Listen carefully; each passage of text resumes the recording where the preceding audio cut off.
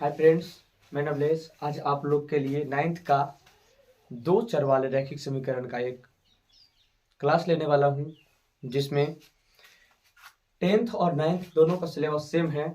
जिसमें से पहला जो 9th का क्वेश्चन आता है दो चर वाले रैखिक समीकरण, जिसके साथ आज चालू करने वाले हैं। लेकिन चालू करने से पहले मेरा एक वादा है कि आप लोग को यदि वीडियो अच्छा लगे तो लाइक, कमेंट, सब्सक्राइब अवश्य कीजिएगा। चलते हैं अगले प्रश्न।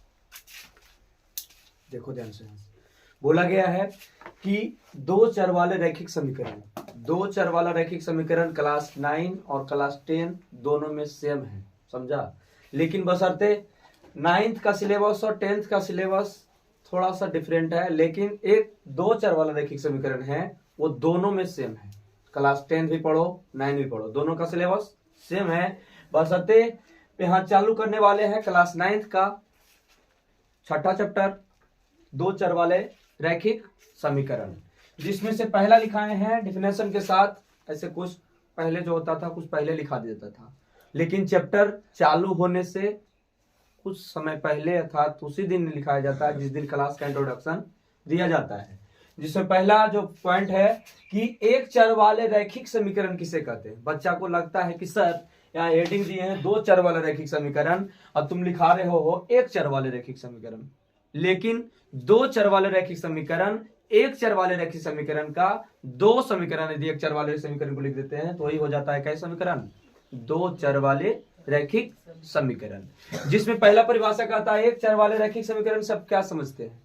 इसमें कहा गया ax प्लस बी बराबर 0 के व्यापक रूप को, माने कहा जा सकता है ax प्लस बी बराबर 0 के व्यापक रूप को क्या कहा जाता है, एक चर वाला रैखिक समीकरण कहा जाता है। जहां a और b दो संख्या, a और b के जगह क्या होना चाहिए, दो संख्या, और शून्य के जगह संख्या भी आ सकता है और 0 भी आ सकता है। लेकिन यह बात है कि ax प्लस b के व्यापक रूप को क्या कहा जाता है, एक चर वाला रैखिक समीकरण। और यही दो समीकरण को यदि शामिल कर दिया जाता है तो क्या बन जाता है, दो चर वाला रैखिक समीकरण। तो हम बताया है कि a और b दो संख्या है, तो इसका उदाहरण में बना सकते हो कि ax प्लस b बराबर 0 है। हम बताएं कि a और b दो संख्या होना चाहिए। a का मान यदि मान लेते हैं 2 और b का मान लेते हैं 3 बराबर 0। फिर मैंने बताया कि यहाँ 0 की जगह संख्या भी आ सकता है और 0 भी आ सकता है।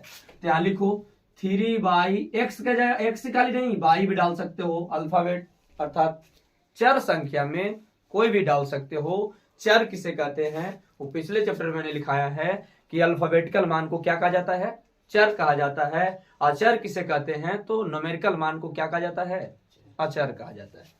जिसमें 3y माइनस भी डाल सकते हो, प्लस भी डाल सकते हो, लेकिन एक चर वाला होना चाहिए बराबर 8। ये भी क्या हो गया, उदाहरण। इसी प्रकार उदाहरण बहुत सारे दे सकते हैं। उसके बाद दूसरा कहता है रैखिक समीकरण का हल किस रूप में किया जाता है। तो रैखिक समीकरण का हल अनेक तरह से किया जाता है, लेकिन अनेक तरह से एक सरल तरीका होता है कि x का वह मान जो समीकरण को संतुष्ट कर दे, अर्थात बराबर ला दे हल करके, वो कहलाएगा रैखिक समीकरण का हल। बता दे कि लिखा है कि चर x का वह मान, अर्थात x का ऐसा मान रखो सोच या समझकर कि दी गई समीकरण को संतुष्ट कर दे। संतुष्ट माने क्या कर सकते हो, बराबर कर दे, संतुष्ट कर दे, उसे रैखिक समीकरण का हल कहा जाता है, समझा। जैसे यहाँ उदाहरण लिए 3x प्लस 5 बराबर कितना 8। यदि x का मान हम 1 डालते हैं, देखो हल करके बताते हैं। यदि x का मान कितना रखते हैं, 1 डालेंगे तो 3x का मान 1 प्लस 5 बराबर कितना 8। 3 गुना 1 3 और प्लस 5 बराबर कितना 8। आ गया 5 3 8 बराबर 8। संतुष्ट हुआ कि नहीं हुआ, दोनों बराबर हुआ। इसी प्रकार एक और उदाहरण लेते हैं। 6x की जगह y वाला थोड़ा सा रखते हैं।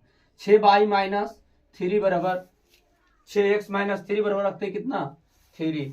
और यदि एक y का मान भी 1 डालते हो तो हो गया 6 गुने 1 माइनस 3 बराबर 3। तो 6 गुना 1 6 माइनस 3 बराबर 3। 6 में से 3 गया 3 बराबर कितना 3।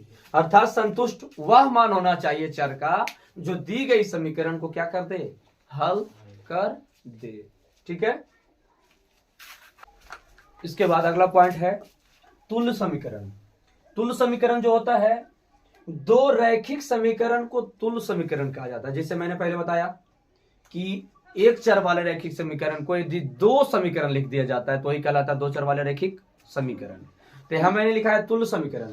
तुल्य समीकरण वह समीकरण होता है जिसमें दो रैखिक समीकरण, एक चर वाला रैखिक समीकरण होता है। तो यहां लिखा है दो रैखिक समीकरण को तुल्य समीकरण कहा जाता है, अर्थात दो एक रैखिक समीकरण को क्या कहा जाता है? तुल्य समीकरण, जिसका हल अर्थात उसका हल एक समान हो। क्या हो हल हो? एक समान। जैसे मैंने पहला उदाहरण लिया, x - 1 बराबर 0, ये समीकरण पहला है, और 3x + 4 + 1 बराबर कितना आ गया? 4, ये दूसरा समीकरण है। यदि दोनों समीकरण को हल करते हैं तो इसका मान क्या आएगा? समान आना चाहिए। जैसे x - 1 बराबर 0, तो x इधर माइनस में है LHS में, तो RHS में जाएगा तो प्लस में होगा, अर्थात 1 होगा। यही समीकरण पहला का आ गया हल। दूसरा देखो लिखते हैं 3x + 1 बराबर 4, इधर प्लस में है, उधर जाएगा तो अर्थात LHS में प्लस में है तो RHS में जाएगा तो क्या हो जाएगा? माइनस में हो जाएगा, तो 4 - 1, तो 3x 4 में से गया 3 गुना में इधर जाएगा तो क्या हो जाएगा? भागा में हो जाएगा, 3/3 आ गया। कितना हल? 1। यहां भी समीकरण पहला का आ गया 1 और समीकरण दूसरा में हल किया था, इसका मान कितना आ गया? 1, अर्थात दोनों क्या है? इक्वल है कि नहीं? इक्वल है, अर्थात समान है। उसी प्रकार समीकरण 2 है, जो आप लोग चेक कीजिएगा कि तुल्य समीकरण है या नहीं। इसके बाद एक्सरसाइज चालू होता है 6.1, जो आप लोग आसानी से क्या कीजिएगा? बना लीजिएगा। जिसमें पहला क्वेश्चन कहता है क्या? पहला क्वेश्चन का पहला जो चैप्टर है 6.1 का, उसमें कहा गया है ax + by + c बराबर 0, जिसमें ये पहला क्वेश्चन है। ठीक है, पहला क्वेश्चन बना रहे 6.1 का, x + by + c बराबर कितना है? 0, जिसमें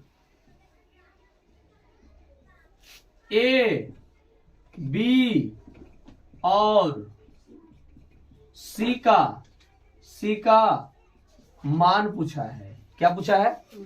ax + by + c बराबर 0, जिसमें a, b और c का क्या पूछा है? मान पूछा है।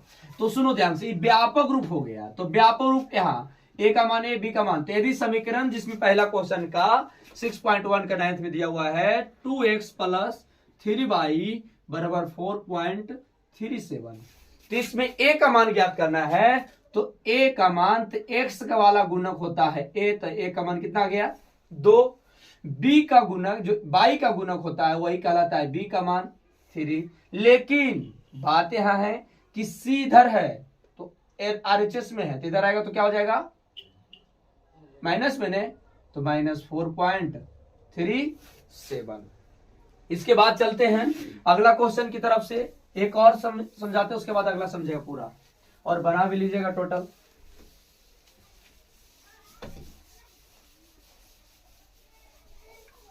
चलते हैं, कहता है कि दूसरा इसी का दूसरा जो है कहा गया है, क्या जी कहा है? x - 4 बराबर √3y। तो सबसे पहले इसे एक चर वाले रैखिक समीकरण व्यक्त करना है। जब तक एक चर वाले रैखिक समीकरण व्यक्त नहीं कीजिएगा, जब तक a, b, c का मान नहीं निकल पाएगा। जैसे हम व्यक्त करते हैं ax - 4, RHS में प्लस इधर आएगा तो माइनस, LHS तरफ आएगा तो क्या हो जाएगा? -3y, इधर कुछ नहीं, क्या बचेगा? 0 बचेगा। ठीक है, अब समझिए कि x का गुणक a होता है और y का गुणक b होता है, जिसका गुणक नहीं होता है चर का, वो होता है c होता है। ठीक है, जिसमें से x का गुणक कुछ नहीं तो कितना है? 1, तो a का मान कितना? 1। b का मान y वाला गुणक तो -3√3 और c का, इसका गुणक कुछ नहीं तो इसको जाएगा कितना? c का मान -4। ये दूसरा क्वेश्चन। इसी प्रकार टोटल क्वेश्चन कहता है एक और तीसरा, मैंने बताता हूं, उसके बाद सारा बन जाएगा। कहा गया 4 5x - 3y। तो सबसे पहले आपको एक चर वाले रैखिक समीकरण के रूप में व्यक्त करना है। उसके बाद ए बी सी का क्या कीजिएगा, मान निकालना है। तो क्या करेंगे, 5x माइनस 3y, इधर RHS में प्लस है तो LHS तरफ जाए क्या हो जाएगा, माइनस। अब a का मान 5, b का मान -3, c का मान -4 आ गया। एक लास्ट क्वेश्चन है पहला का, कहा गया है, अगला जो लास्ट है वो 2x बराबर y। अब बात यह है कि सर इसमें दो ही चीज है, तीन चीज रहेगा तब ना, ए और बी और सी का मान ज्ञात करना है। बच्चा को कंफ्यूजन हो जाता है, लेकिन इस बात से डर नहीं लगना चाहिए। बच्चा को क्या बोले हैं, बताएं कि सबको एक तरफ लाना है। तो 2x इधर प्लस में है अर्थात RHS से प्लस है तो LHS तरफ जाएगा, क्या हो जाएगा, बराबर 0 कर सकते हैं। लेकिन बात यहां है कि x का गुणक a होता है और y का गुणक b होता है। तो x का गुणक 2 है और y का गुणक कुछ नहीं, तो कितना मानेंगे, 1 मानेंगे। लेकिन बात यह है कि c का मान तो है ही नहीं, तो c का मान क्या कर देंगे, 0 कर देंगे। समझा, इस बात से खत्म होता है 1 पॉइंट। दूसरा जो कहता है, कहा गया है कि निम्नलिखित में से प्रत्येक को दो चर वाले रैखिक समीकरण व्यक्त करे। प्रत्येक को किस समीकरण में हल करना है, दो चर वाले रैखिक समीकरण में क्या करना है, हल करना है। यदि आप लोग को अच्छा लग रहा होगा तो वीडियो को लाइक, कमेंट, सब्सक्राइब और दोस्तों के साथ शेयर अवश्य कीजिएगा। चलते हैं, दूसरा प्रश्न कहता है, दूसरा का पहला क्वेश्चन कहा गया है कि x बराबर -5 और कह रहा है दो चर वाले रैखिक समीकरण में क्या कीजिएगा, व्यक्त कीजिएगा। तो दो चर वाले रैखिक समीकरण व्यक्त करने के लिए तो कहेगा सर इसमें तो एक ही समीकरण व्यक्त होगा, तो जिसका मान नहीं पता उसको क्या मान लेना है, 0। अब समझना है कि x इधर क्या है, RHS तरफ माइनस, तो इधर आएगा तो क्या हो जाएगा, प्लस। तो एक समीकरण तो ये हो जाएगा, ठीक। दूसरा समीकरण जो होगा x प्लस 0 का, क्यों, क्योंकि एक सेकंड, दूसरा समीकरण जो होगा x बराबर -5 और x बराबर कितना, x बराबर 0 भी कर सकते हो और x प्लस क्या होगा 0, माइनस लिखो प्लस लिखो से कोई फर्क नहीं पड़ने वाला है। लेकिन बात यहां है कि एक ही समीकरण से भी काम चल सकता है। दूसरा जो आंसर हो, दूसरा क्वेश्चन जो है वो कहा गया है y बराबर 2, y बराबर 2। अब समझो कि इधर y 2 प्लस में RHS में, तो LHS तरफ आएगा क्या हो जाएगा, -2 बराबर 0। समझा। अगला जो है तीसरा क्वेश्चन, तीसरा नंबरिंग का था दूसरा का, वो कहा गया है 2x बराबर 3। तो इसको लिखना है कैसे, 3 को एक तरफ अर्थात कहा जा सकता है कि सभी संख्या को एक तरफ लिखना है, सभी संख्या को एक तरफ लिखना है। जिसमें 3 इधर प्लस है तो LHS तरफ आएगा क्या हो जाएगा, माइनस होगा, बराबर 0। समीकरण व्यक्त हुआ। चौथा जो है लास्ट, टोटल हमने बता दिया, आप लोग बना लीजिएगा। बोला गया है 5 बराबर 2, 5y बराबर 2 इधर RHS में प्लस है तो इधर आएगा तो क्या हो जाएगा। मैंने बार बार कहा कि यदि कोई संख्या LH तरफ प्लस हो, यदि RH तरफ जाता है, RHS तरफ जाता है तो माइनस होगा, यदि RHS तरफ प्लस हो तो LH तरफ आता है क्या हो जाता है, माइनस। वही संख्या यदि गुना में हो तो RHS तरफ जाता है तो भागा, और भागा है तो गुना। दोनों संख्या में कुछ भी जोड़ सकते हैं, घटा सकते हैं, जोड़ सकते हैं, गुना कर सकते हैं, बशर्ते दोनों संख्या में होना चाहिए। तो यह बात है कि इधर 2 प्लस है RHS में तो LHS तरफ आएगा क्या हो जाएगा, प्लस। ये भी टोटल क्वेश्चन सॉल्यूशन। जो तीसरा नंबरिंग का क्वेश्चन कहता है, जो तीसरा दिया गया है क्वेश्चन, वो कहा गया है सिर्फ चेक करना है कि है समीकरण या नहीं समीकरण है। फिर इसके बाद जो समीकरण दिया गया है वो कहता है कि चेक करे अर्थात जांच कीजिए कि x बराबर 2 और y बराबर 1 निम्नलिखित में से हल है या नहीं। तो चलते हैं तीसरा का, पहले हेडिंग में लिखते हैं x बराबर 2 और y बराबर 1। इसमें एक ट्रिक आता है, लेकिन पहले बात यहाँ क्वेश्चन का आता है 2x प्लस 3y बराबर 7। बात यहां है क्या चीज कि x के स्थान पर x वाला मान, y वाले स्थान पे y वाला मान, अर्थात इस पे मूवी का गाना है कि हमको हमी से चुरा लो, दिल में कहीं भी छिपा लो, ठीक है। उसी बात है कि x का मान 2 रखेंगे तो 2 गुना 2 प्लस 3y, y का मान 1 बराबर 7, तो 2 दिन 4 होगा, 4 और 3 गुना 1 3 बराबर 7, 4 और 3 7 बराबर 7। इस समीकरण हल है, लिखेगा हल है। ठीक है। इसी प्रकार दूसरा क्वेश्चन कहता है, क्या कहता है दूसरा question, 2x minus 3y plus 7 बराबर 8। वही चीज रखना है, x बराबर 2 और y बराबर 1। वही गाना सेट होगा, हमको हमें से चुरा लो, दिल में कहीं छिपा लो।